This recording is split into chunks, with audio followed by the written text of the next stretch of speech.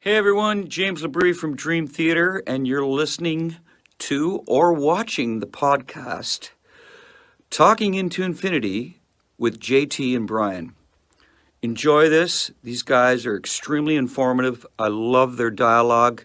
I love their interpretation of the songs, who and what we are, what we were going after. They're very accurate in their interpretations and descriptions, and I just think this is a great show, and these guys are doing a stand-up stellar job. So once again, enjoy Talking into Infinity with JT and Brian.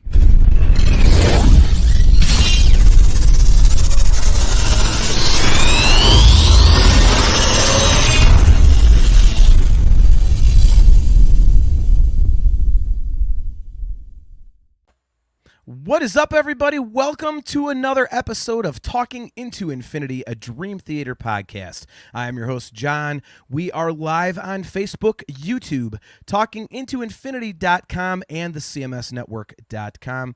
We are live at those four locations every other Thursday at 7:30 p.m. Eastern Standard Time. If you're watching on YouTube, please do not forget to click that like and subscribe button so that you are notified every time that we go live. For example, when we went live this past Saturday, as we had a great chat with James Labrie, Chance Labrie, and Paul Logue about James's new solo record, A Beautiful Shade of Gray.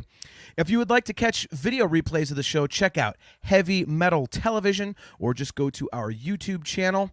And if you would like to download audio versions of the podcast, it's very simple. Just Google Talking into Infinity Podcast.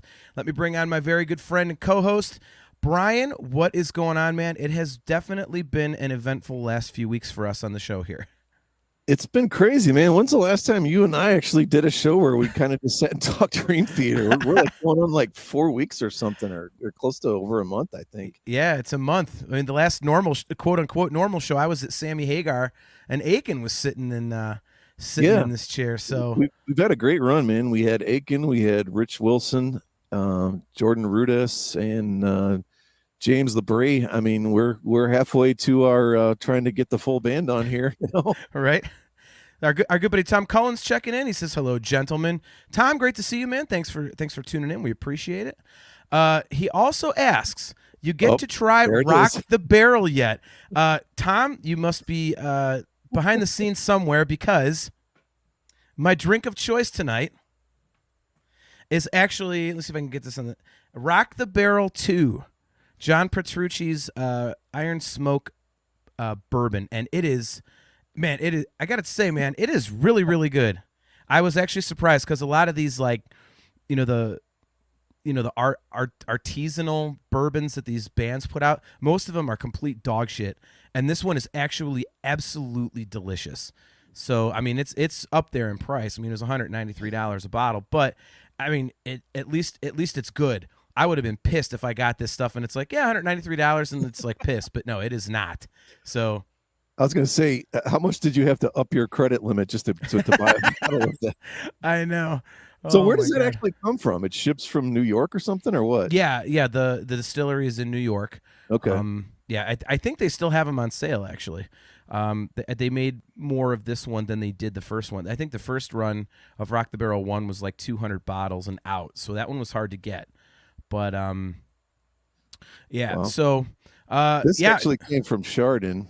This is that's a McDonald's. This is a McDonald's Coke. So it was about $192 less than I think what you paid for. Right. I've also got a beer slushy. That's nice. A whole nother behind the scenes story, but yeah, as you said, man, it has been a crazy few weeks, man. We had for anybody who has not checked these interviews out, we did talk to Jordan Rudess a few weeks ago. I sat down and talked to the Dream Theater biographer, Rich Wilson. That was a great conversation. And then last Saturday, you and I had the pleasure of sitting down with Paul Logue again, Chance Labrie again, and the man himself, James Labrie. And we did a deep dive into A Beautiful Shade of Gray. And that was a total blast. That was an absolute blast to do. And I think I'm still pinching myself, man. How about you? Yeah, that was like the fastest 90-minute interview we ever did, I think. I mean, they were as we talk, we're always nervous about stuff like that, just in general. We don't want to come off more idiots than we actually are. But I thought, man, they seemed really engaged and seemed to actually enjoy the questions, and they were really in depth. And Chance was awesome too, man. I wasn't exactly sure what to expect from him. He's kind of soft spoken, but once he gets going, like he's real in depth. I mean, just such a great musician, and it's so cool having him be like, I don't want to say friend of the show, but just getting to know all these guys now. And the more we kind of do these type of episodes, the more we can probably have them on in the future, and maybe they can lead us down the path to other stuff, and just to kind of keep this thing growing and rolling. Yep, completely agree, man. JG3 is checking in. Good to see you, man. He said, if it was a little cheaper, I would have pulled the trigger on the Rock the Barrel. Just a bit out of my price range at the moment. What's up, guys? Chris Moran says, who is next to be on this live show? I will just say that I have a few irons in the fire right now. Some are closer than others to a confirmation, but we do have other guests in the pipeline, and there's definitely going to be some really, really cool stuff coming up. So, again, click that like and subscribe button. There's that, YouTube ad again. But that second JG3 comment, the new Megadeth single. What are your thoughts on that? I don't know what I think about it. I love it. Really? I thought it was great. Yeah. Not that big of a chorus, but I thought it was awesome. The new Queensryche single I loved. The Ozzy single, I was like, it's okay. Ozzy's kind of rough. Yeah. I think the same about that as the Megadeth. Like, I like the verse, but the chorus is just, I don't know, just give me a little bit more riffing too. It's like, yeah, I don't know, just one or two little extra things in there. That's what was weird to me about the Ozzy thing, is that for once I feel like the music actually let him down. It wasn't his vocals or his lyrics or anything. Like, I thought it was like classic kind of creepy, weird Ozzy, and the music underneath just isn't. I mean, he's got some good vocal melodies in there, and the music underneath just isn't great. I was like, what the hell is that? Well, that guitar player he's got is not the guy for Ozzy. I mean, Bob and I, my coworker Bob Hurd was over last week, and we were listening to it, and it's like, this is not, that guy from California Breed, I forgot what his name is, but it's a blues rock guy. Like, dude, you need a metal guy. It's got to be somebody who's got some metal in his veins, and that dude is a great guitar player, but he does not have that. Yeah, totally agree, man. So why don't we get into tonight's topic? Tonight we are presenting, each of us has written our ultimate Dream Theater set list. Real quick, Tom Cullen, he says, also, I forgot, thank you for my astonishing mailer. You're very welcome, man. You are very, very welcome. Glad we can get that out. For any of you guys watching right now or listening, if you would like to get a mini astonishing tour program from the 2017 leg of the tour, just shoot us an email at talkingintoinfinity@gmail.com. We do have to limit it to United States mailing only. I found out the hard way that shipping overseas is ungodly expensive. So, let's keep it to the U.S. because I don't want to charge anybody for this stuff. So, there we go. Our buddy Aiken is chiming in. He says, the Ozzy guy is Andrew Watt. There we go. Okay. Yeah. All right. Yeah, I agree with you. He needs a metal guitar player. So, but yeah, so Brian and I are presenting our Dream Theater set lists. So we did have a couple criteria. We have 2 sets, so we're doing an evening with. Each set has to be kept to 90 minutes, and you get 1 encore song. So if you're going to pick Vacant, you burned it out in like 3 minutes. If you're going to pick, Count of Tuscany, then you got 22 minutes, whatever the hell it is. So 19, whatever. I basically went through the list, and I just marked down songs that I would love to hear live or that I thought would be cool in the set list. And then I decided to whittle it down from there once I looked at the time. And I only had to cut out like 3 songs, oddly enough. I was really kind of surprised. My set list is 22 songs, and it's 3 hours and 14 minutes. How did you do yours? And, what's your song, count and set length? 8, 9, 10. 10 songs in set 1. 10 songs in set 1, okay. Yeah, I'm just over both sets. I'm over by like 2 minutes, and then my encore is not that long, so I think I'm at 3 hours, 3:15 roughly. Yeah, about the same for you, I guess. Yeah. Okay. We did have an interesting comment on our Facebook page today that, our buddy Cale McLeish asked, like, are we taking into account like past members and can they play like they used to? Can they sing like? I was like, no. I just figured it'd be cool to see what an ultimate set list would look like. So I have 20 total, and that includes my encore. Okay, I've got 22. I also have an intro. Yeah, I thought I would have less. I don't know about you, but I thought you'd have less for sure. Look at Adam Rishog. We all know Jon's encore is Trial of Tears. Well, I guess you're gonna have to wait to find out, Adam. How long before they guess like 5 of my songs? I know. Mine. I actually wrote. I have an intro track, but I also even have like stage directions, like stage chatter and stage black, and so that you can blend tunes together. So man, I had this killer idea that maybe I'll reveal once we're done, because I couldn't figure out a way to end up to put this in there. So I'll tell about it at the end. I ended up having to take the song out. And I wish I had not now, but I don't think it fit with what I was doing. But okay. No, I don't have any stage directions, but like I said, I did have this other kind of weird idea. I'll talk about that later, but I have one member doing a solo. It should be really hard to figure out who that is. Sure.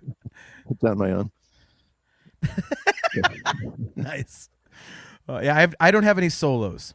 I mean, when I say solo, you know how it goes with this person. It's not really a solo per se. It's like a piece of music almost. The sure. Intro to something else. So. JG3 says, intro, A Nightmare to Remember, where the curtain fails to fall, like at the show I saw. I did not write snafus in here, Jay. That's literally a nightmare to remember. Yeah, it is. All right, so I will let you start. So what do you have as song number 1, or how are you starting the show off? Man, I want to say right now, I have some recency bias because I am just digging the shit out of View from the Top of the World. Okay. I don't know what it is. Like, you know how sometimes I think we even said this album was a grower, didn't we? Yes, very much. And it's easy to say that, but it's another thing to really mean that. But man, I love that heavy driving riff of Answering the Call. And I'm like, what if they just come out and rip right into this song? Wow. Like, okay. I mean, talk about left field. No one thinks I'm going to have that on there, but I'm just like, I started like messing around with different songs, and then I was like, I'm listening to Top of the World again, and I'm like, I got to get this in there. And then I'm like, I sort of had this little 3-song thing I had worked in my head, and I'm like, what song works first? So I've got Answering the Call. Awesome. All right, I did not expect that at all. I told you there's no way you'll guess my first 3. Yeah. So I have an intro video, and I want to preface all my stuff by saying that any of the graphics are done by Wayne Joyner in my ultimate set list, because Wayne does kick-ass work. So, everything's done by Wayne. But because this is my ultimate set list, and I could, it's my party, I can cry if I want to. They are introing with an awesome sci-fi inspired video by Wayne Joyner to the tune of the main theme of Star Wars. Nice. So I had to do it. And the opening song, after in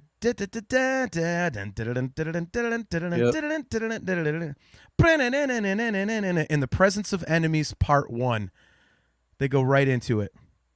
So I just think that is such a cool opener.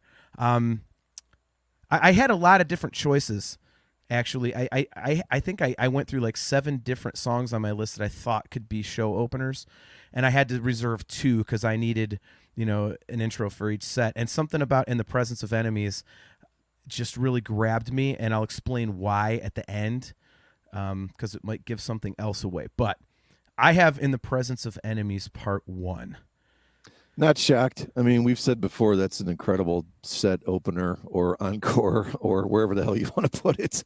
But yeah, that's cool after the Star Wars. I would love to see them like play that theme, metal it up or whatever like that. What's that band that you've seen before? Galactic Empire. Yeah, I would love to see obviously those dudes could easily play. That would be cool as hell, as like if you did the orchestrated version and then they sort of jam it out and then you go right into that. That would be cool. That's what I thought too, because I was picturing on the Systematic Chaos tour when they opened with like the theme from 2001, and that was just amazing.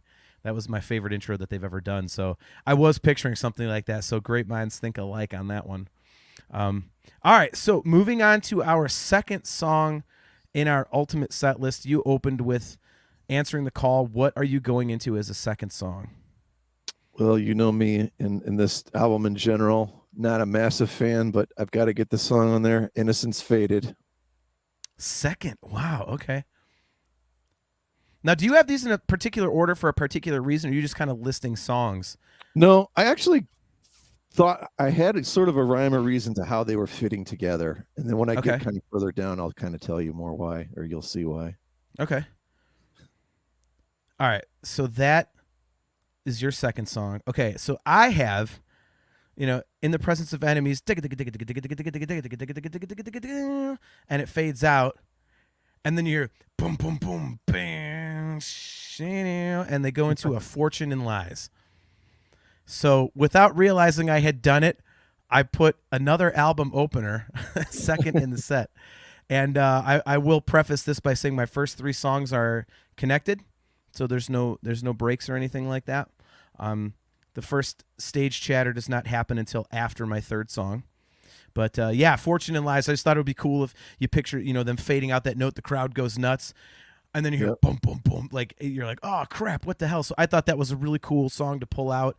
Being off the first record, it's immediately from their very first record, it's like as old as you can get. So I thought that was kind of a cool thing to do, to kind of throw a monkey wrench into things a little bit right off the bat there. So yeah. And oddly enough, like my first few songs are only like 23 minutes total, 23, 24 minutes or something like that. So, all right. So I have a Fortune and Lies second for that reason. So you're going Answering the Call, Innocence Faded, and what is Dream Theater doing next at your ultimate set list? Lost but not forgotten, minus the but. Oh, very cool. Very cool. I mean, that's one of my favorite Jordan piano intros that he does on anything. And those first couple songs, not, a ton of Jordan work in there. I mean, there's obviously Jordan work in everything, but not featured that way. So it's like, boom, we're going to go right into that. He's going to start it off. And it's just such a big, giant, bombastic song, coming after kind of a, sort of a melodic rocker, a little bit more mid-tempo. But yeah, I love Lost Not Forgotten. That's a song that I'm trying to think if I've ever seen him play it. Probably not, but yeah, it would be very cool to see that one. Okay. Yeah, I was wondering how long it would take you to get into Dramatic Turn. So 3 songs longer than you thought. Right. So that was cool. Our buddy Chris Moran, he says my set list would be As I Am, Endless Sacrifice, Answering the Call, A Nightmare to Remember, A Rite of Passage, The Shattered Fortress, On the Backs of Angels, The Looking Glass, In the Presence of Enemies Part 2, and In the Name of God. That's pretty solid. That's surprising. He's answering the call in there. I like that. Right? And he's opening with a double shot of Train of Thought. Yeah, a lot of love for Train of Thought there. Yeah.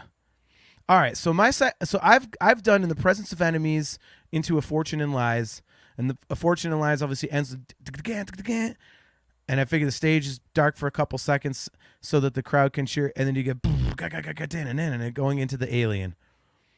So I'm just I actually made a set list of these, a playlist I should say, on my Amazon Music app, and when I listened back to these songs in a row, I was like, oh, that kind of kicks ass, man. I was really proud of my opening 3. Yep. So, because you get the fade out in Presence of Enemies, and then, going into A Fortune and Lies, that one stops dead, and you can, Alien just starts up with drums. So I just thought that would be a really, really cool, really, really cool way to kind of open the show. And it's yet another album opener in my first 3. So I just thought that'd be really cool. Obviously, touch on the new record right off the bat. So I just thought that'd be just such a cool thing to see. And then after that, James talks to the crowd, so that's where I have my first stage chatter, and he's BSing and stuff like that. So, when we did our album opener episode, if you remember, I think we said like, well, what if we did have a whole set of these? How would we arrange them? Yeah. So we have to figure that out sometime. There's another show topic. All right. So what do you have as your 4th song? So we'll take a little break after Lost, because we got three bangers in a row there, and James will, do some blabbing about whatever. And then Something off of the next to last album, Barstool Warrior. Okay, good call. Good call. I think that is that's almost like a must. I think that is some of the songs on my list, and I'm sure you have the same thing. Like, you almost kind of can't leave them out of something like this because we gush over them so damn much that it's like if we didn't have them on here, as much as they're welcome to my second set. That's pretty much what that's going to be. I went back and forth on this. I almost fit something else in here, and then I was like, I came close to taking it out, and I'm like, I can't. I got to leave it in there. So, yeah, my first set is more of the heavier side of things, and then the second set, it really pulls out some crazy stuff that you wouldn't think that I've got on there, or that you wouldn't think they would ever put into a show. So, all right. So, fourth song for me, James is talking, and he says, "All right, let's get back to Train of Thought." And the drums come in, and they go into Honor Thy Father. Nice. I thought that would be a really cool selection off of that record. It's just absolutely obnoxious in terms of its lyrics and the the stuttering guitar part and everything, and yep. That's just a good heavy tune. I really, like I say, like I front loaded this show with a lot of the heavier stuff and some banging things. So I just thought that'd be really cool. Like, you're all pumped up from the first three James talks, and then all of a sudden you get Honor Thy Father. It's like, what the hell? So that is my fourth song. All right, so your fifth song, what do you have at number 5? This will be the first one where they kind of have an intro that doesn't really involve them, and I'm going into the Great Debate. Nice. Okay. I love that song. Yeah, so do I. And probably one of those, I don't know that I'll ever get to see it live. Maybe I will at some point. But, you kind of hit me to the appreciation of this album probably more than any of them as we talked since we started the show. And, like, that song has just become one of my favorites of theirs. And I don't know, man. Just all the little cool sound clips, the way they're placed, they're just so neat. It's like, I don't know, if you're into that kind of stuff in general, it's like just a giant nerd fest, like how did they clip all this and put it in there and put the killer music over it and produce it like that? And like, I would love to see the process of putting together a song like that, Yeah. I've never understood why that song doesn't get more love. I've never understood that. So that's a great choice, man. For me at number 5, after Honor Thy Father at 4, the stage goes black, and then there's a fade in, as it does on the Octavarium record. And after the fade in, they go into These Walls.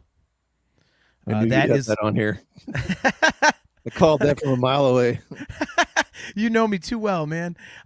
Yeah, that's just one of those songs that I've always loved, and I don't think it gets enough attention. I don't remember if I ever saw that one live. I know that it was on like the bonus songs disc of Live at Luna Park, but I don't think I ever saw them perform it. But it's one I've always wanted to see. I think that is a criminally underrated song. And I just love how the chorus, like John Petrucci's just hitting a chord, like boom, boom, like there's nothing to it. To the point where I actually ripped that idea off for a song that I wrote with my band APG a couple of years after that. I was just like, man, I'd been thinking about it. Like, what if you just hold chords out? And then John Petrucci did it. I was like, okay, if John Petrucci can do it, then I can do it. Which song? It's a song called Wish in One Hand, and it's literally 3 chords in the chorus. It just hits an open and then an open and then a 2. Like, I don't know the actual notes because I'm terrible with that shit, but I wrote it as simple as possible, and my singer put this huge hook over it, so I did steal that idea. But yeah, so at number 5, I've got These Walls. So what do you have at number 6? I actually have to do these. I have to do the next 2. Okay. So we're going to come out. We're going to sort of strip it down. We're going to mellow out because we just got bashed over the head by the Great Debate for 12 minutes or 9 or whatever it is, however many minutes it is. Sure. Strip it down. We're going to go into Silent Man. Oh, I love it. And then that's going to lead right into Along for the Ride. Like basically like hardly no break, just like seamlessly going into that. So you're doing like a live at Luna Park with the double mellow song in the middle. Yeah, I figure Okay. if we're gonna strip it down mellow, you might as well get 2 songs in there, and the chances I'm gonna probably pick. There's only really like maybe one other song I would take off of the self-titled, and I've always liked Along for the Ride. I definitely liked it even more the more you guys talked about it, and I sort of dug into it. So I think that's killer kind of combo right there. I like that, man. I like that. So okay, so that's your 6 and 7, correct? Yep. All right, so I'll do my 6 and 7 again. These 3 are together, my 5, 6, and 7, and then we're doing stage chatter. Okay. So at number 5, I had These Walls, and for those of you who remember the song, at the end it's got that sound effect that leads into Walk Beside You, and it so it gets to the end and it does the sound effect, and it goes shh. So it does that. So I have it doing the sound effect and it immediately goes shh into bow down Erotomania. Nice. So I just thought that'd be cool to have that swell, and then Erotomania hits, and James is getting a break here, for almost 7 minutes. I know we did our instrumental thing, and we were talking about best instrumental tracks, and I didn't have this as high as some other things, but I still love it. And I thought that'd be a really cool thing to put in the middle of the first set here at number 6. It's 6 out of 10. It's a perfect spot for James to get some air. And I'm doing a double shot. So Erotomania fades out, and on the album it goes into Voices, but on my set list it fades out and it goes into Scarred. I think that's a song they don't play enough. Excuse me. It's too bad Kale's not on, because I know he's got a hard on for that song like nobody's business. But yeah, I just thought that'd be a really cool thing to do, a double shot of Awake right there. Especially because James has got some difficult vocal work on Scarred, so it's good to give him a little breather with Erotomania. So I knew you'd have that in there too. I wasn't sure when. I thought you'd maybe have it later in the second set or something, but that doesn't surprise me. JG3 says, the mini acoustic set is a cool idea. I liked when they did that. And he also says, I like in this hypothetical set list, you are giving James a break. See, JG3, here's the thing. Like for every band I've been in, I've written all the set lists.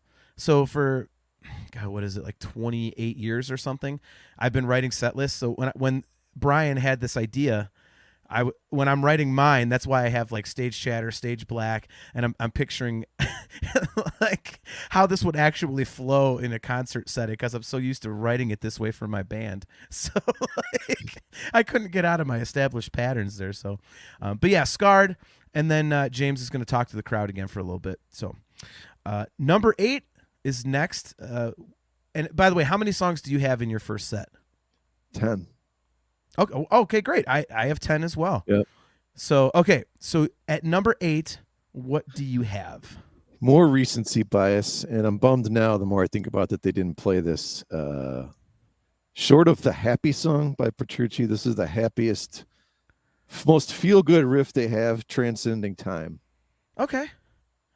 Yeah, we've been kind of mellow for a while, and it's like, man, now let's really just kind of get the energy pumping, and everyone's going to sing along to this. They're probably singing along to the mellow stuff anyway, but I don't know. This is just a fun, giant melodic hook of a song. I love this song. Yeah, you can't go wrong with Transcending Time. I think hell, that whole record, like you said, it's a grower. I listened to it recently, like, man, it's one of those things that keeps getting better as I listen to it. Kind of like we talked about last week on, our discussion with James Labrie. Like his new solo records like that, the more you listen to it, you're like, damn, like I got this stuff in my head. So yeah, that's a damn good selection, man. I like that one. So for me, James is going to talk a little bit, and this is the first mellow break of the show for me, coming into my last 3 songs of the set. I also have 10, and James Labrie, intros this one, and I hope someday I get to actually see this song live. It is Out of Reach. So I absolutely love that song. That was like the very first thing when you came up with this idea. I was like, okay, I want to hear Out of Reach live. So that is my number 8. Our buddy Kale is chiming in. He's slept in today. So, Kale, hopefully you're feeling better, man. Kale's been pretty under the weather. He says, sorry I'm late. Can you tell me what you started with? My first set opens with Only a Matter of Time and Under a Glass Moon. Wow. Good selections. Kale, mine intros with a Wayne Joyner video, and it's to the Star Wars main theme, go figure. And my first three are In the Presence of Enemies, Part 1, A Fortune in Lies, and The Alien, before James actually talks. And Brian, give Kale your first three as a recap. I have Answering the Call, Innocence Faded, Lost Not Forgotten. There we go. Kale's getting called out by JG3. Hey, Kale, it's okay that you're late, but don't let it happen again or else. Right. Nice. So, all right. So, number 9. What do you have as number 9? Your second to last song in your first set. Well, this is why I only have 10 songs, because of this one. I got Octavarium in here. Wow. You're going to hit him with a 24-minute song in the first set, huh? Yeah. I mean, you're going to have an epic in here at some point. So, okay. Might as well be kind of a little bit more. I don't want to do it too early, And I thought, we had a little bit of the mellowness, and then we get the really super bouncy, transcending time. We started out pretty rocking. So I thought this is a good place to fit this in right here. Sure. I was waiting for this one. Adam Rishog, our good friend, he says, yes, Brian. I was as soon as you said Octavarium, I'm like, all right, where's Adam? JG3, Octavarium, yum.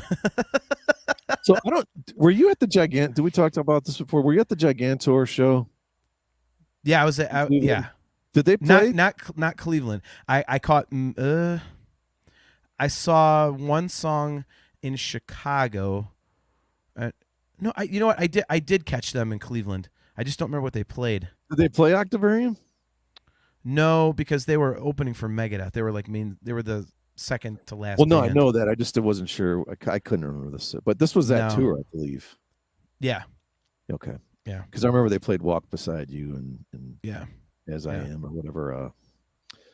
A Root of All Evil. Okay. Yeah, I mean, I think this song needs to be in there. There's just so many cool vocals, and the way this song just builds and builds and builds. It's a little bit slow that first couple minutes there, and people might be, I got to run and quick get a drink, Yeah. Go run and get your drink and then come back 4 minutes. And that's, the last 19 is amazing, Well, I like that selection. That is not what I did with mine. After my 8th song, Out of Reach, it fades out. Give it a little bit of a break. And then the guitar comes in, and you're listening to the beautiful strains of Barstool Warrior. So nice. We have a repeat on our list. So I was wondering how many of those there would actually be, but, you got to have Barstool Warrior. That song is pretty much Dream Theater perfection. It always amazes me that song is only 6 minutes and 43 seconds long. It feels longer, but not in a bad way. Like, it feels like you're on this journey, and it just keeps going. And you're, God, this song is so good. And you think it's longer than it is, and it's just fantastic. So I was not surprised that you had it, and I'm sure you weren't surprised that I put it in my set list either. No. So, all right. So number 10, to close out your first set, what do you have? I have, again, recency bias, Awaken the Master.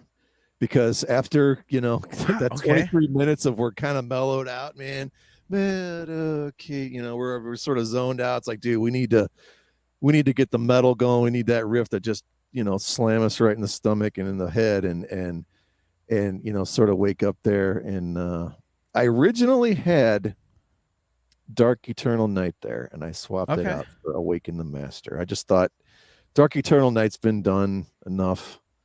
I want to hear Awaken the Master there.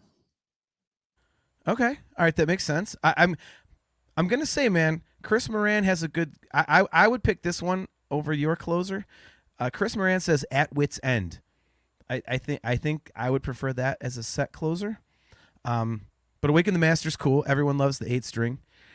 But I'm gonna say, Brian, that I think I bested you in my set closer, because as Barstool Warrior is ringing out, my closing song of the set, Learning to Live. That's, you get that whoa. Nice. That to me is always just feels so anthemic at the end of a set. So I had to put that on there. That was one of those things that I knew I was going to do. Was close one of the sets with Learning to Live, and the reason I did not, I actually have two reasons why I didn't close the second set with it, but I'll get to that later. So yeah, so going through it real quick. Mine is introing with Star Wars and a Wayne Joyner video. Then it's In the Presence of Enemies, Part 1, A Fortune and Lies, The Alien. James talks. Then we've got Honor Thy Father. Stage goes black for a fade in. They go into these walls. That sound effect fades in. It goes right into Erotomania, which then goes right into Scarred. Then James talks. And then we go into Out of Reach, right into Barstool Warrior, right into Learning to Live. And that is my first set. So recap yours very, very quickly, and we'll move on. Of course, I went to my next set here, so of course. All right. Answering the Call, Innocence Faded, Lost Not Forgotten. Quick little break there. Barstool Warrior, The Great Debate. Quick break to set up acoustic for Silent Man and Along for the Ride. That won't really be done acoustically, but just mellows things out. Transcending Time, Octavarium, and wanted to sort of go out on a big metal riff with Awaken the Master. These are some damn good sets, man. I hope the guys are listening, because we're giving them some gold. So Adam Rishog says, Glass Prison, Fall into the Light, These Walls, Answering the Call, Along for the Ride, Behind the Veil, Barstool Warrior with closer Bridges in the Sky. That's a good closer. I like that one. I can't believe Answering the Call keeps coming up here. I must be onto something with this. I thought I was hit some unique deal here, and everyone's like on board. And we got Barstool Warrior and Along for the Ride. Sweet. Yep. Kale says his first set is Only a Matter of Time, Glass Under a Glass Moon, Caught in a Web, Lines in the Sand, Overture 1928, Strange Deja Vu, Blind Faith, In the Name of God, Sacrifice Sons, excellent selection there, it almost made my list, Dark Eternal Night, and ending on Rite of Passage. I will say one thing, Kale, I do not like that as a set closer. I think that's a very weak set closer. I think JG3 agrees. JG3 says, Rite of Passage, more like Wrong of Passage. Hey. I love it. Give Kale some credit. He's drawing a line in the sand. And I'm going to segue into, I will take over set 2, and I will run this set 2. That is my set 2 opener that you would have never guessed in 4 million years. Wow. Okay. Lines in Sand. Okay. Man, I was going into I was about to say talking into infinity like you do, falling into infinity, and right. Kind of fishing around a little bit, like what's something that I probably really want to hear over here, just deep diving, and like Lines in the Sand. I'm like, the more I listened to it, the more I just dug the crap out of it. I'm like, this would be a killer set opener. Yeah, the way it starts kind of mellow and stuff, a little bit of keyboards, and this is the one I think has Doug Pennick on it. Vocals are killer. Like, I mean, this is just a great song. I don't know. It just felt right for me. So I put it right there as my opener. What did you have for set 2? So before I get to my opener, it's funny you mentioned Falling into Infinity, because for those of you guys who have not watched our interview with James and Chance and Paul last week, make sure you go do that, first of all. But second of all, I made mention of someone referenced Take Away My Pain. And I was saying something to James, and I happened to mention that Falling into Infinity is my favorite record, and he made a face kind of like a, what the hell, really? Like, it was really funny to me. I was like, damn, even James is like, no one tells me that. So that was kind of funny. But all right, so you pulled your first song off of my favorite record, and for me to open up my second set, I actually pulled a song off of my favorite record, and I'm going with New Millennium. So something about that I've always loved. I love the groove to it. I think it's it sets a good tone for a set. It's got some good jams to it. I've always really liked that song. Plus, you get the Chapman stick, so you get something really wonky right off the bat. And then after that song, stage goes black, and we're waiting for my second song. So take it away. What is your second song, John? Oh, we're going out of order now. Okay. So you said you're going to lead, so I'm waiting for you to lead, my friend. Oh, sorry. Yeah, bang up job, Brian. Bang up job. All right, I'll just tell you my second song since I'm going first. That's right. I'm going to copy one of yours. I'm going to go with it felt weird at first, but then it felt good. That's what you said. In the Presence of Enemies, Part 1. Oh, very nice. Okay. It just felt like it fit right there. Okay. It's still, second song is still almost kind of, people are probably still kind of coming back and getting ready for another 90 minutes, so it almost doesn't feel like it's obviously not the opener of the set, but yeah, it felt good at number 2 there. And, there's about 5 songs we gush over nonstop, and this is one of them. So yeah. So I don't know what else to say about it. So yeah, not really a surprise that we both have it on our list. Yeah, I would be stunned if that one was not on both of our lists. Yeah. So, all right. So for me, I open the second set with New Millennium, and then the stage goes black for a bit, kind of building anticipation. And then it kicks into something which I don't think that you would have ever thought I would have pulled a song off of this record. But my second song is The Looking Glass. So, wow. Yeah, as I literally went through the track listing. I literally went through the track listing of all the records, and I was like, you know what? That song is kind of cool. And I wanted to have some songs that people wouldn't really expect from me, or this late in their career, maybe from the band. And it turns out that a lot of my wonky choices ended up in the second set, like most of them. So I think my second set is pretty eclectic. But I kind of dig that because I know as a fan, like, most of the heavier, longer stuff I think was in the first set. So I know for me, like if I started getting more proggy stuff or interesting choices in the second set, it would really keep me engaged. So yeah, stage is black, wait for a second, and then bang into The Looking Glass. So that is my second song. Number 3, I have Dream Theater doing a cover of Poison's Back to the Rocking Horse. Now, stay with me, if you will, on this. It's choice between that or a cover of Trickster 1 in a Million. No, that's fantastic. It's funny because when some of these songs get mentioned earlier, I have to not say anything so I don't give anything away. I have At Wit's End. Okay. Number 3. I mean, I think I'm on record that is my favorite song on Distance Over Time. Okay. Yeah, especially I talked before about that ending solo and stuff, and yep. Yeah, that's a song I just love him, but everything about it. I mean, it's just a perfect melodic, heavy, great ending to that one. Yep. Our buddy Robert Reams, good to see you, man. He says he has a list of About to Crash, Losing Time, As I Am, Metropolis Part 1, Innocence Faded, Raise the Knife. Excellent deep cut there, man. These Walls, Dark Eternal Night, and Surrender to Reason. All right, that's pretty damn good. Surrender to Reason. You don't hear that talked about ever. Very much so. Okay, so my third song. So we've done The Looking Glass, which fades out, and then it just kind of fades out.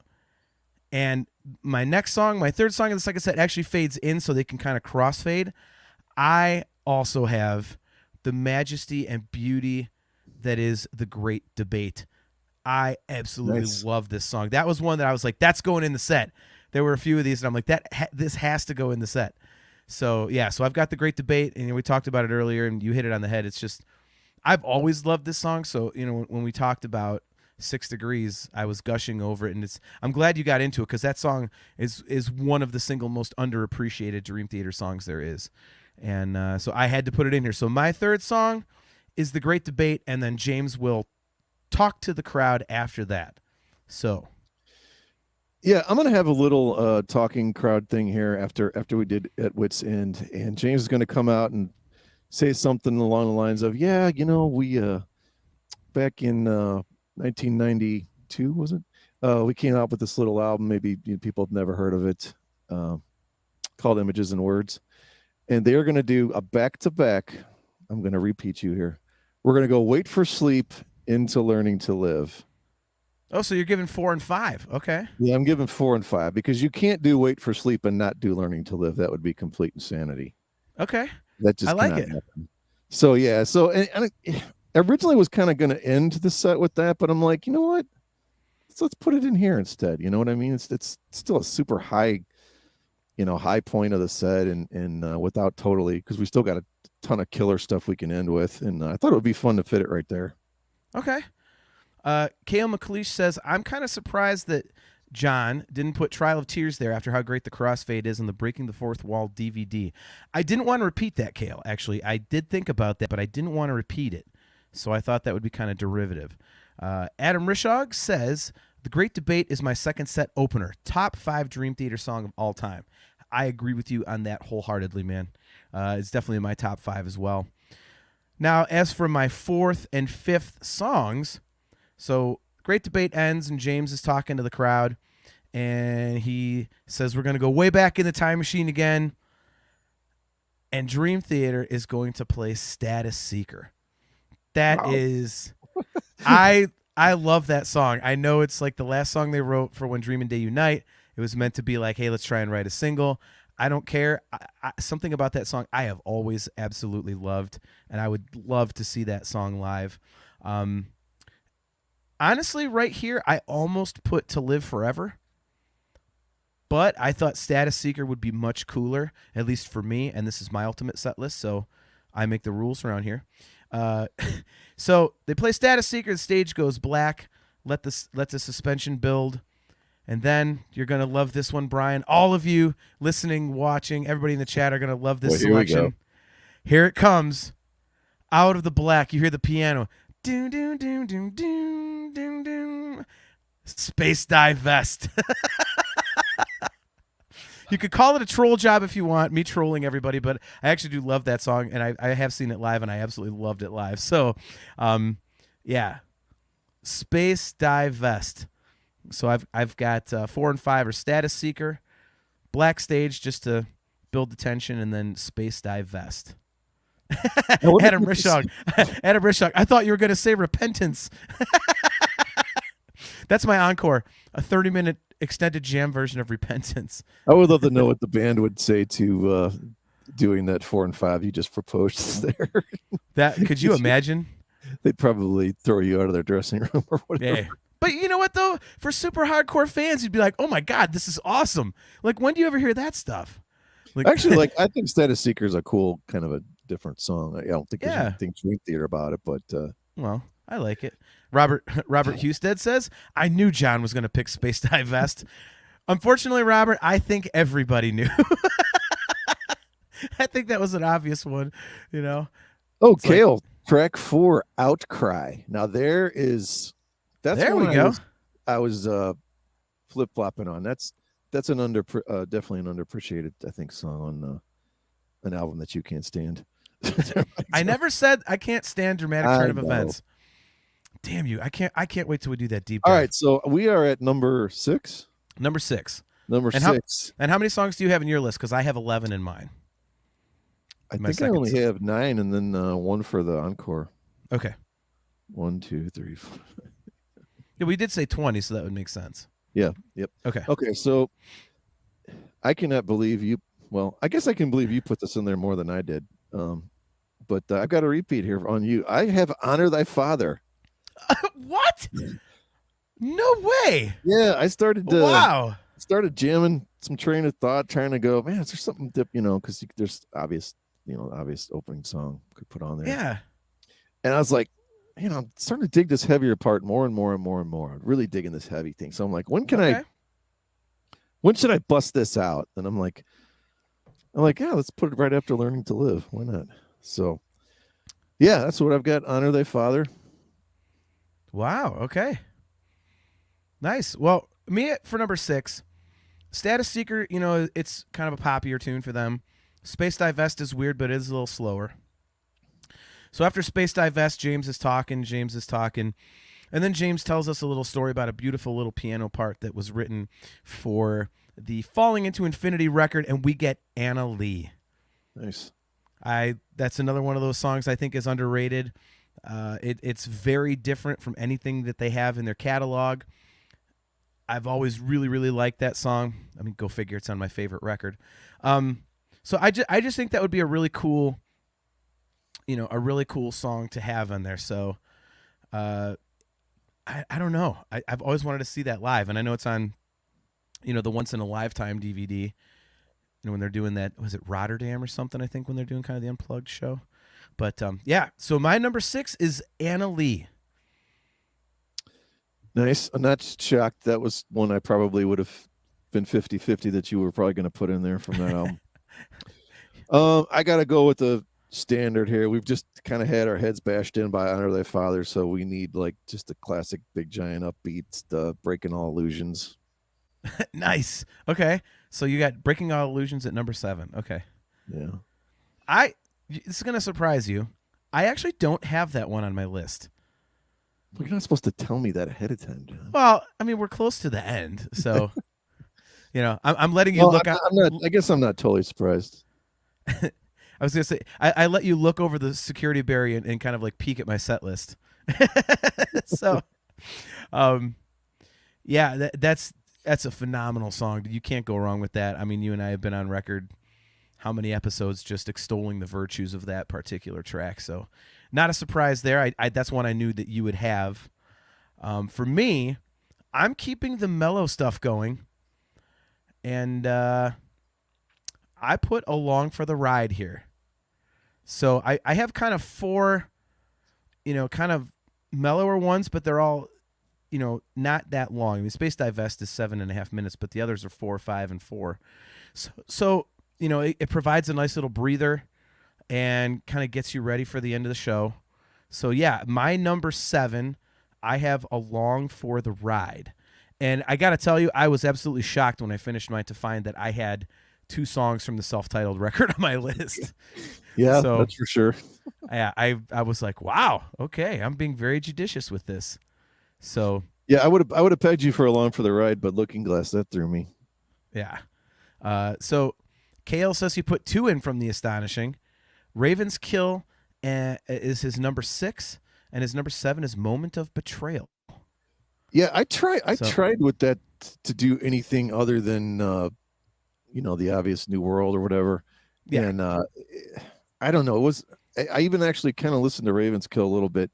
I thought Moment of Betrayal would be a little weird, but Raven's Kill I was kind of close, but I'm like, it just didn't seem to work. Yeah. I don't know what your thoughts are when trying to do something like that. I still don't know the names of the songs. Yeah, on that record. It's hard to keep track of them. Yeah, well, I mean, because whenever I listen to it, I only put it in if I can listen to the whole damn thing. Yeah. So I'm basically getting a 2+ hour chunk of music. So I don't remember the song titles because I'm not looking at it. I'm just getting into the story and the feel of the thing. So, yeah. So I had a hard time with that one. That was kind of a battle for me. So, all right. So what are we on now? 8. Song 8, yes, and I have 11 in mind. So okay, song 8 for me.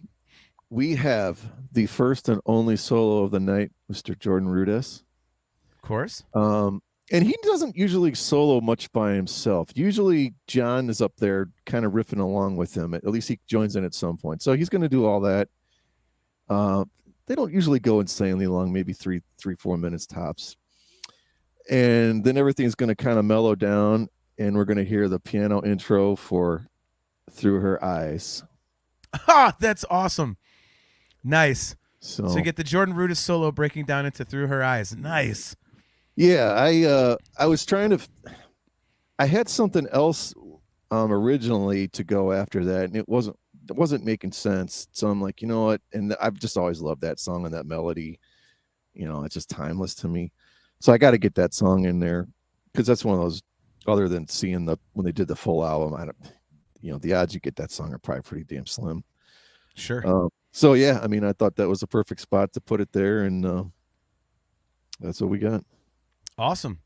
Well, for my 8th song, and my 6, 7, and 8 are all together. We've done Anna Lee and Along for the Ride, so we're on kind of a mellow trip.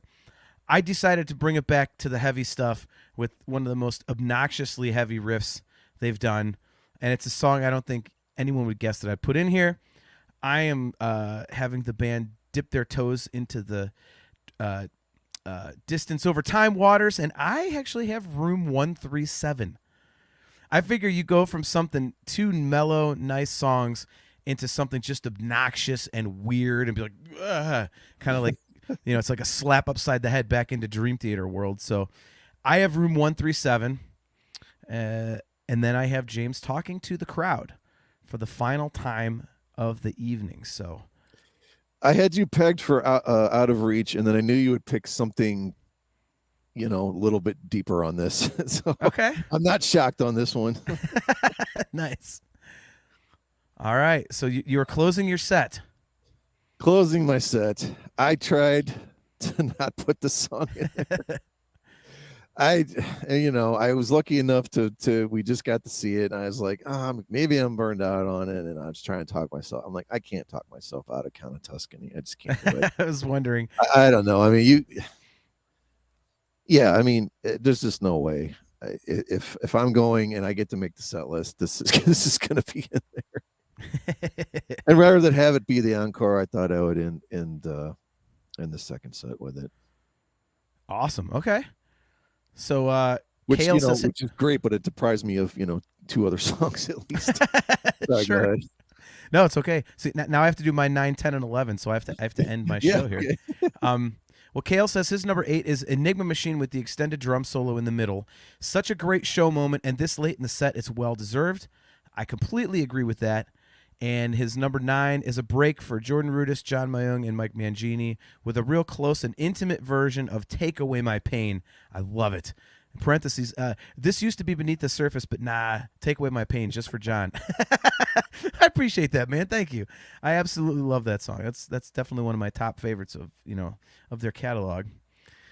All right, so I've got my final 3 songs. James is, hey guys, thanks for coming out. We got a few left, blah, blah, blah, doing his thing. And might be cliche here, but I have them going into Our New World. It's one of my favorite riffs they've ever done. So got to hear that. It's just absolutely phenomenal. I love the way that it fades out. And the fade out is a perfect time to fade into another song. And that song, Adam Rishog, here you go, Trial of Tears. So I thought that would make a really cool crossfade there. And, Trial of Tears, what can I say? Everyone knows it's my favorite Dream Theater song off my favorite Dream Theater record. So, of course, the very first song I chose to be in my list was Trial of Tears. And Trial of Tears also fades out, which lends itself to an awesome fade in of my show closer. And, Brian, I stole this from you, and I'm absolutely shocked you didn't do this. My show closer, and this is why I didn't choose Learning to Live to close the show.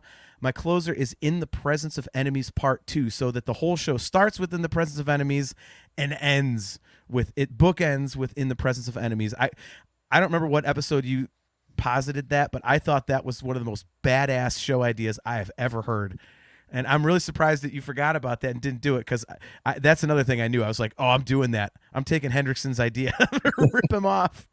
So, so my final 3, Our New World, fading out with the fade in of Trial of Tears, which then fades out and fades into In the Presence of Enemies Part 2. And that is the end of my second set, which leaves us with our encores. So what is your encore? Well, it would seem like it's obvious, but Mike Mangini at one point was in a little band called Annihilator. So we're going to go into listen, hell. We're going to just play like the first verse of that. Oh my God. No, we're not going to do that. You know what? I was told there would be, yeah, dude. I mean, you got those keyboards coming in, and it's Metropolis, and that Hendrickson cannot leave a Dream Theater show unless he's heard Metropolis, even more so than any other song. I just think it's always should just be the last song. Okay. Almost for me. It's so hard to. It can't go in the first set. It's got to be in the second set. It's got to be towards the end. And let's just come back out and bang out like probably one of the greatest melodic progressive rock songs like ever put pen to paper. If they used to do it that way, you know what I mean? Sure. I mean, literally, it's just that epic of a song. Yeah, that one's very hard to argue with, man. That is definitely an awesome encore. Rex Jaycox is checking in. First timer, good to see you, man. He says, hey there, guys. Thanks for checking out the show, man. Hope you're having a good time. My encore is actually one that you've already used, and Adam Rishog is going to be in all of his glory as, you know, the band comes back out on the stage, but only Jordan Rudess under one spotlight. He starts playing around with the continuum, and we get Octavarium as the encore. I always picture that song at Radio City Music Hall, and it was just so powerful. So I think to come out with that, and you know, like I said, you got like having an epic in there. You got to have one of the epics, and that's the one I thought would be really cool, especially for me at the end of, you know, my second set, which was a little more eclectic. You know, I've used that word before, but it's really kind of what it is. So, and I think Octavarium has a lot of weirdness to it. So I thought that would be a perfect choice to close my show. So there you go. That is our ultimate set lists. What challenges did you have in putting this together? Because I wrote mine and I looked at it. I was like, all right, cool. I'm done. Printed it, ready to go. I must have got 40 text messages. Oh, man, now I got this. Now I'm thinking about this. I just rewrote my whole first set. Oh, man, this. Like, you were having a hell of a time with it. So I was, man. And it was a lot of I don't know if you call it recency bias, but I mean, they do have this killer new album out. And Yep. We've said before how distance over time is like, whenever we finally do get around to doing our album rank episode, it's going to be up there pretty damn high. Okay. So I leaned on that. Yeah, it was. So the one idea I did have, I don't know if I should give this away or not. Well, we're done with our show, so yeah, our set lists. I really wanted to get Pale Blue Dot in there. I love that song. I had the same idea. I was looking for a spot for that one too. So I was going to put it towards the end of set one, and what I wanted to do was, since it hasn't been that long since Neil Peart from Rush passed away, or we'll be on 2 years now, I think.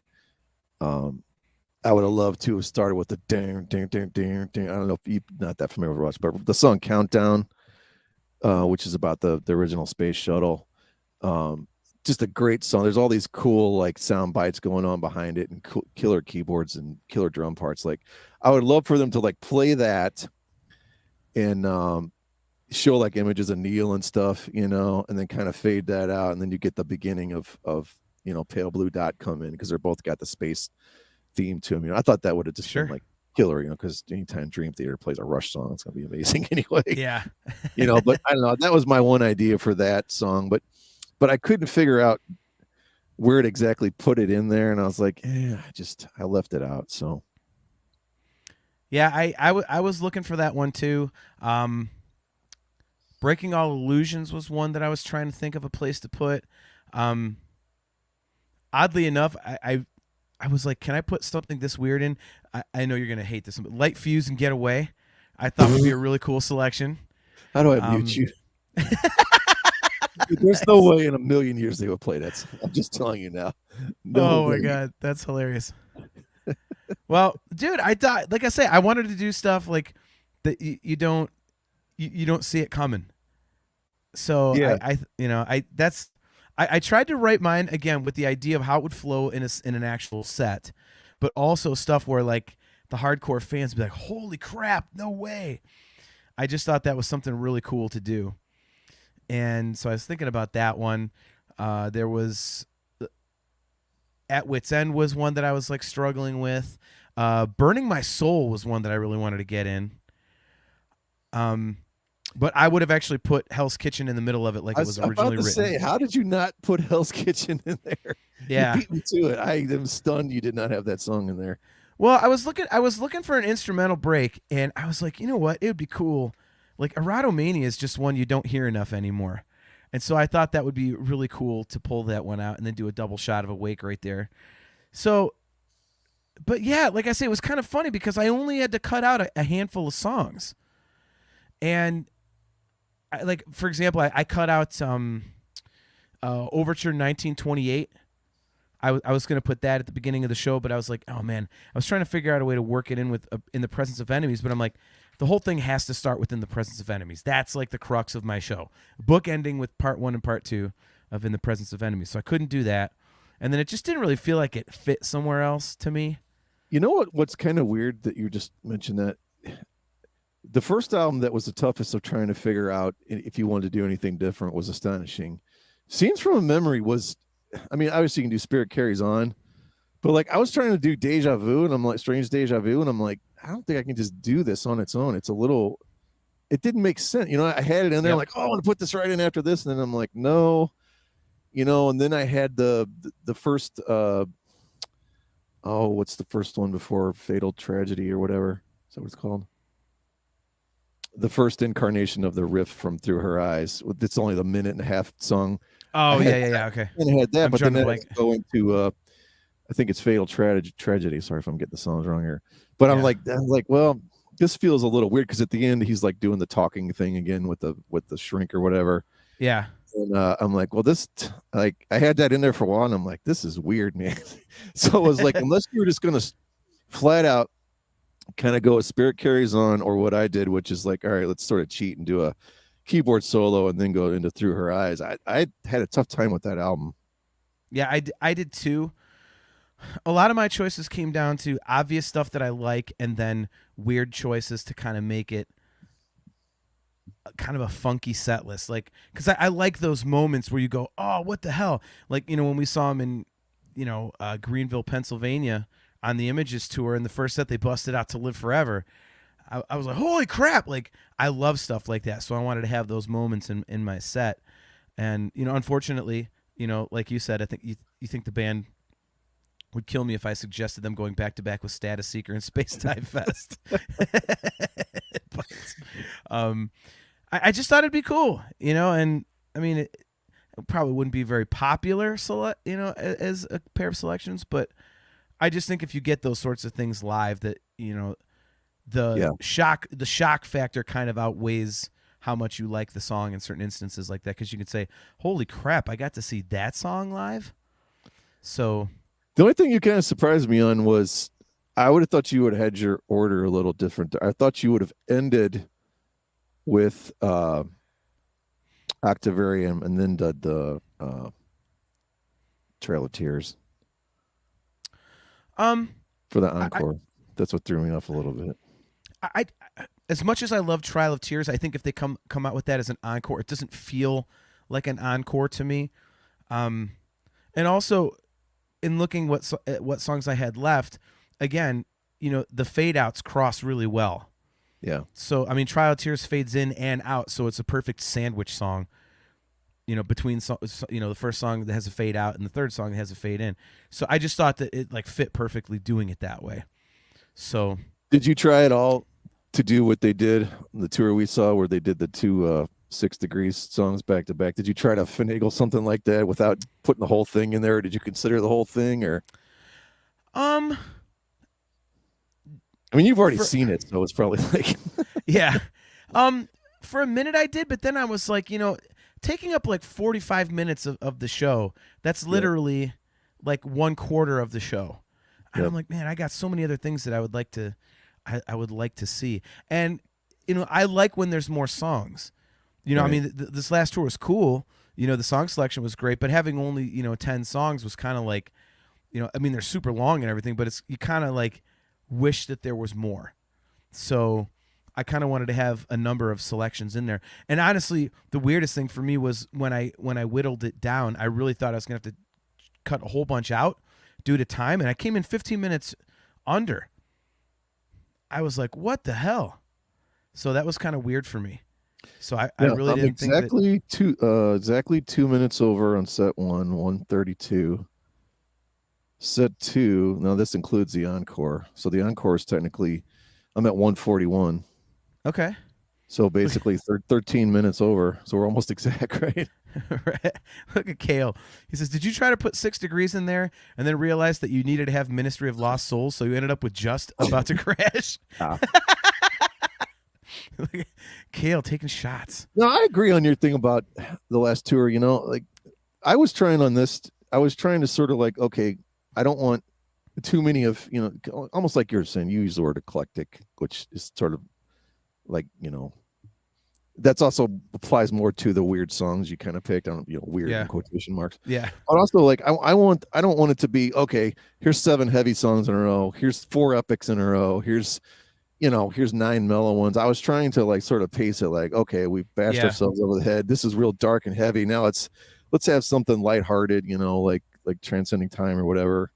And I was just trying to like just sort of pace it like that, almost kind of like you did, almost like 2 and 3 song segments, and here's what we're trying to portray here, and here's the energy we think we can get back and give, and like you said, you've had a lot of experience, putting that kind of stuff together, and like, hey man, Sweet Home Alabama, that's got to go in the second set. You can't come right out of the gate with that. Same with Born Tubby Wild, that's got to be later. Oh my God.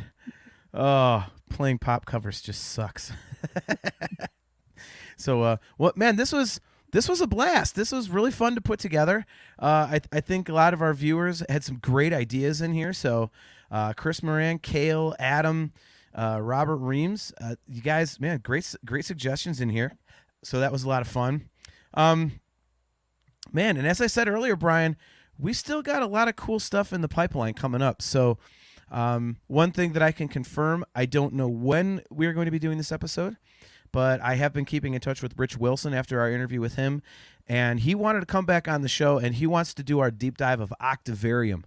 So whenever we get to Octavarium, that's going to be a 3-man deep dive with Dream Theater biographer Rich Wilson. So that one's going to be cool. I have an email out to, I guess I can say it. It's not confirmed yet, but he said he's definitely wanting to come on, so we're just trying to get things scheduled correctly. Peter Wildoer, drummer from Darkane. You may remember him as one of basically the finalists for Mike Portnoy's spot back in 2010. So he's going to come on and talk about, in depth about the audition and all behind the scenes of what actually went on when the band was looking for a replacement for Mike Portnoy. We are going to do a deep dive of Rush's Moving Pictures, and this is kind of a cool crossover episode for me, Brian. We're doing that with a guy whose name is Dan Madsen, and he's actually from the world of Star Wars and Star Trek. He originated Star Wars Celebration, which is like my favorite thing to do on this earth.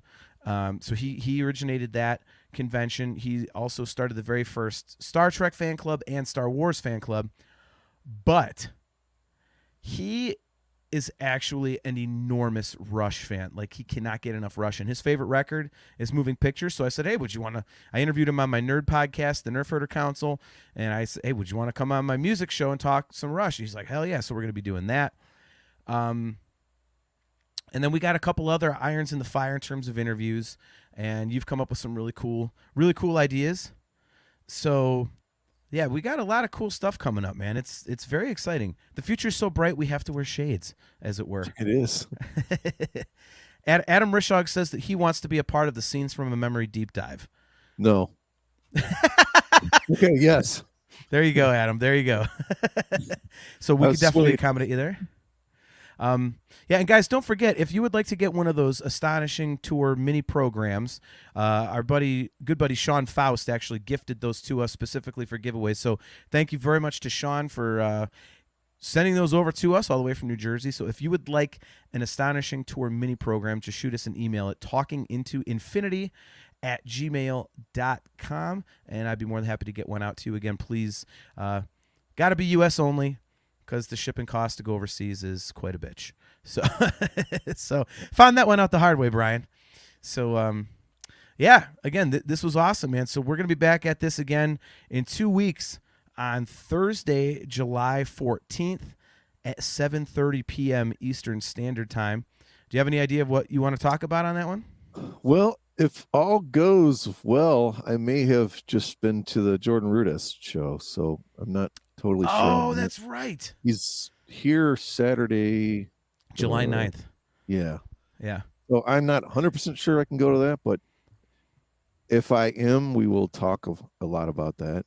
And, beautiful. We'll come up with something. Even if I wasn't there, I'll just pretend that I was. And just say you were. Hey, he was really good. He played a lot of songs.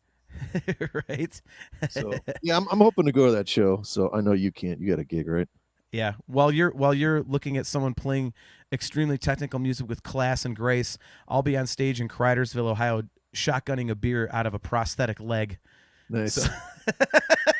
So yeah, two different worlds there for sure. But yeah, guys, and one last thing. If you have not caught our interviews with Jordan Rudess and Rich Wilson and Paul Logue, Chance Labrie, and James Labrie, go check those out. Again, you can find them on our YouTube channel, or you can find them on Heavy Metal Television.